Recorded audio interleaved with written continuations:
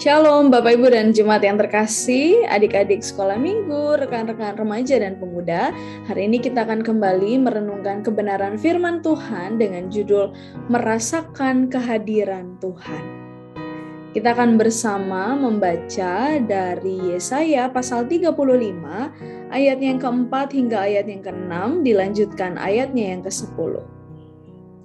Katakanlah kepada orang-orang yang tawar hati, kuatkanlah hati, jangan takut. Lihatlah, Allahmu akan datang dengan pembalasan dan dengan ganjaran Allah. Ia sendiri datang menyelamatkan kamu. Pada waktu itu mata orang-orang buta akan dicelikan, telinga orang-orang tuli akan dibuka. Pada waktu itu orang lumpuh akan melompat seperti rusa, dan mulut orang bisu akan bersorak-sorai. Sebab mata air memancar di padang gurun dan sungai di padang belantara.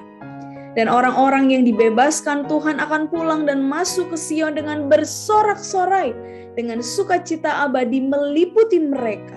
Kegirangan dan sukacita akan memenuhi mereka. Kedukaan dan keluh kesah akan menjauh. Demikianlah pembacaan firman. Berbahagialah setiap kita yang membaca, merenungkan, terlebih melakukan dalam kehidupan hari demi hari. Nah Bapak Ibu dan adik-adik serta rekan-rekan terkasih, kalau kita memperhatikan ayat ini diceritakan bahwa perikop ini mengajak kita untuk melihat bagaimana Tuhan yang hadir memberikan keselamatan. Tuhan yang hadir di ayat yang ke-5 hingga ayat yang ke-6 membawa pemulihan bagi kondisi fisik. Setiap orang-orang yang sedang mengalami keterbatasan, kelemahan, Tuhan hadir memulihkan setiap mereka. Bahkan di ayat yang ke-10, kehadiran Tuhan membawa sukacita abadi. Kegirangan sukacita memenuhi hati setiap mereka. Pertanyaannya, apakah dalam kehidupan yang kita jalani hari demi hari, kita merasakan kehadirannya?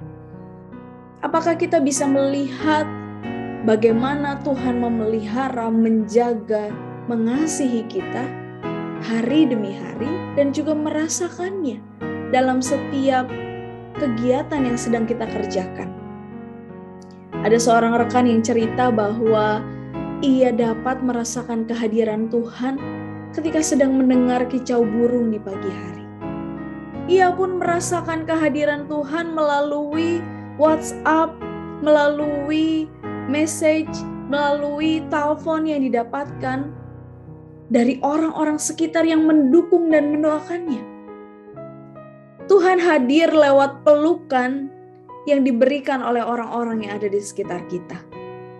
Tuhan bisa hadir dengan berbagai macam cara dalam pengalaman-pengalaman yang tidak menyenangkan. Bahkan kalau tadi kita memperhatikan ada kondisi-kondisi yang kita harus hadapi, baik itu sakit, penyakit, baik itu kesendirian, baik itu kondisi yang tidak selalu menyenangkan.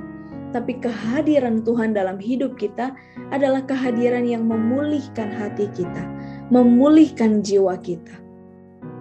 Bahkan menghasilkan sukacita yang abadi.